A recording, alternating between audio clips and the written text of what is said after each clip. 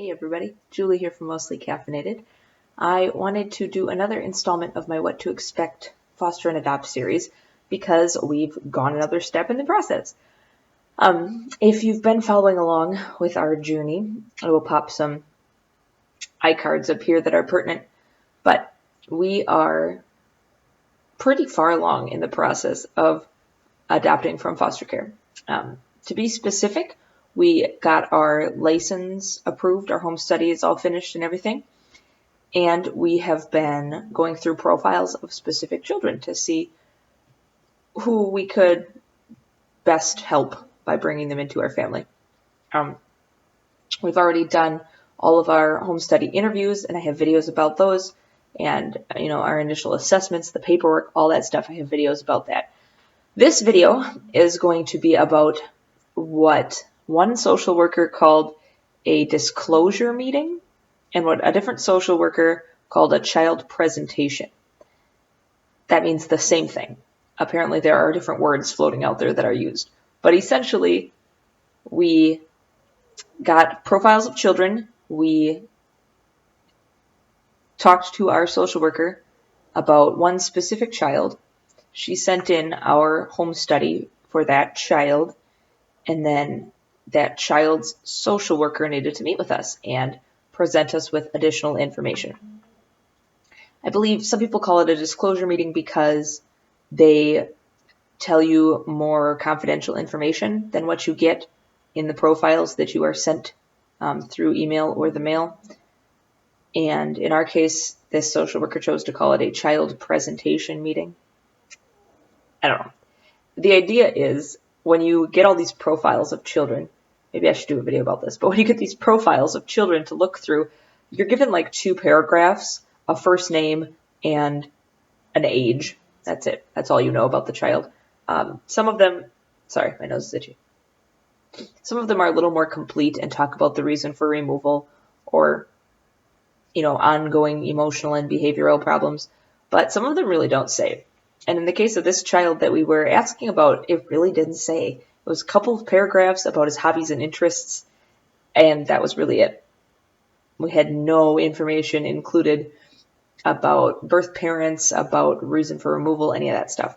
So we made this meeting with his social worker and our social worker. This is how it went down. Okay. It was at our home.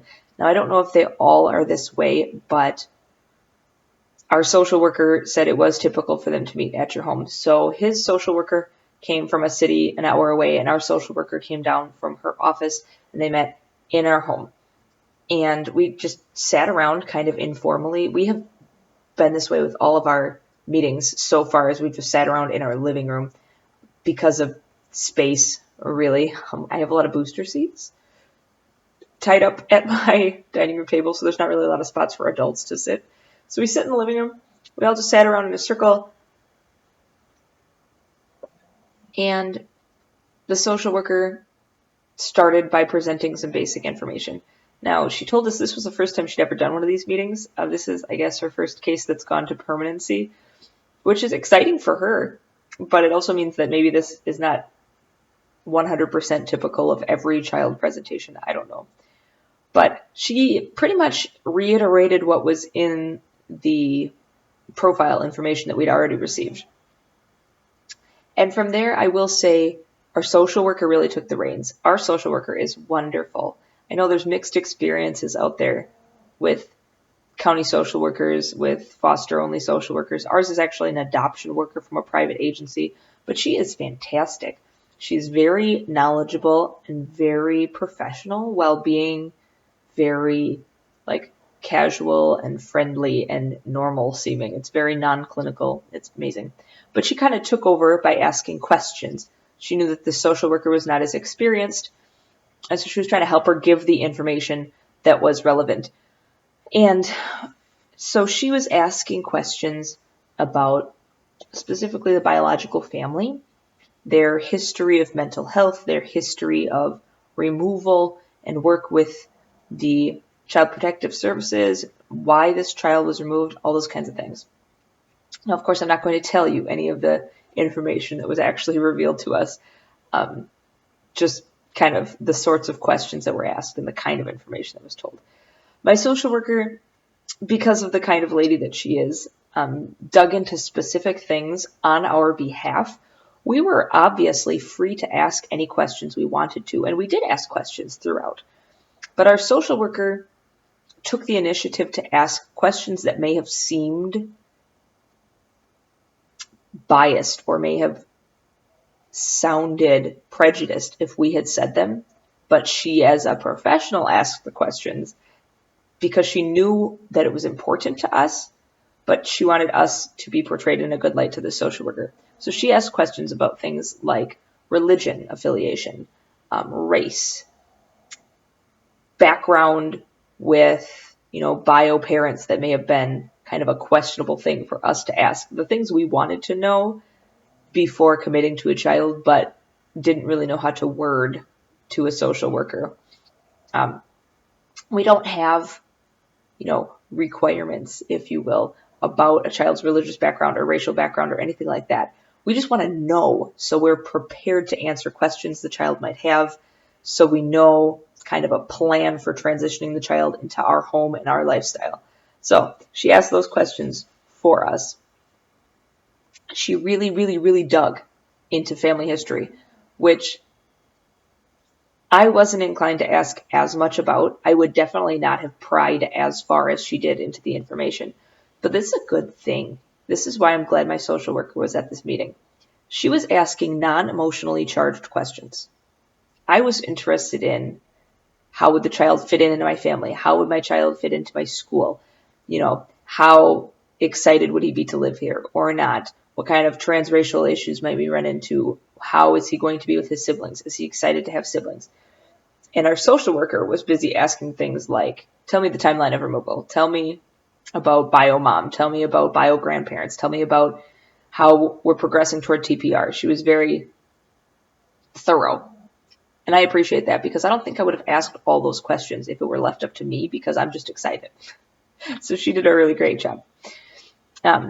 She asked about things like his health history because that wasn't included in the profile. And I got a chance to ask all types of questions about things I'd read in the profile and what they really meant. I feel like when reading these write-ups about the children that I am reading between the lines. I'm looking for what they really mean, but they aren't quite coming out and saying, either because they cannot disclose that information on paper or because they want to accentuate the positive aspects of the child so that someone is willing to give them a chance. And I really wanted to dig in and know, you said this sentence in the profile. Could you expand upon that for me? Could you tell me more about that? Could you tell me why he said that or why you said that? And she did answer those questions for me. And what turns out to be true in this case is what I assumed first about the child is true. My very first gut instinct upon reading the paragraphs turned out to be accurate. What else happened? At this meeting, because this is our first one and this is the first time I've seen my social worker in person, since we finished our license, she actually handed me my physical license and the copy of my home study. I haven't had that in my little paws before. So now I have it, and I got to read through it all, but I will talk about that in a different video. This is going to get really lengthy. And again, this might be specific to our situation, to this child and his worker, but his social worker gave us his foster mom's contact information. I don't know if that's normal to do. I don't know if most foster parents want that information to be going to a permanent placement before they actually meet in person. But we were given a phone number and a name for the foster mom of this child so that we could get in touch with her if we had any questions while thinking about it. Our social worker obviously gave us time to think it over and talk as a family before saying anything of commitment to a social worker. It's not that we weren't pretty certain, but I don't think it's wise in a marriage to make a big decision in front of other people without having discussed privately, just in case one of the two of you isn't fully in agreement and now you've just said something in front of other folks. So we did take some time to think it over, discuss it, make sure we were on the same page, whatever. before getting back to our social worker. In our particular case, our social worker wanted us to call her back that night because this particular child had a court hearing this morning about his permanency plan. And they wanted to be able to say whether they had contacted a family or not. They wanted to be able to say, he's moving toward permanency, but we're still looking, or he's moving toward permanency and we think we have a family. They wanted to be able to say that at the court hearing, which I understand. These hearings don't come up very often. Permanency hearings are only every 6 months. So if they had something concrete to say, they wanted to be able to say it this morning. So in our particular case, we got back to our social worker last night and said, yes, we would love this child to be part of our family.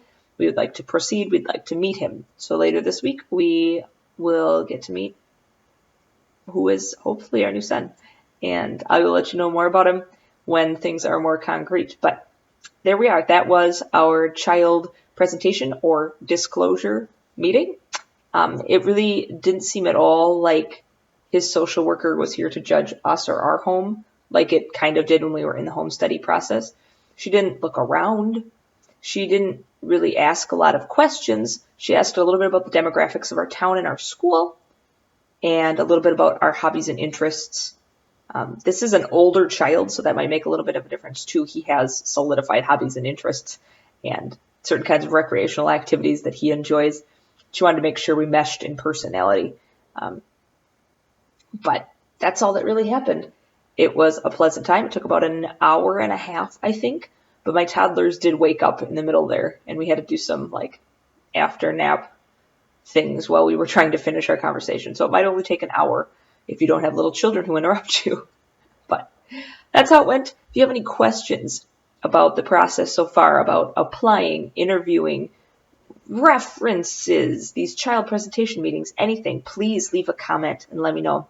If you want to see more videos about adopting from foster care or about the rest of my life as a professional stay-at-home mom, you can subscribe to my channel. There's always more where that came from. At the end of the video, my blog pops up in a linky thing over here. You could read more about everything there. And I hope you're having a great day. See you around.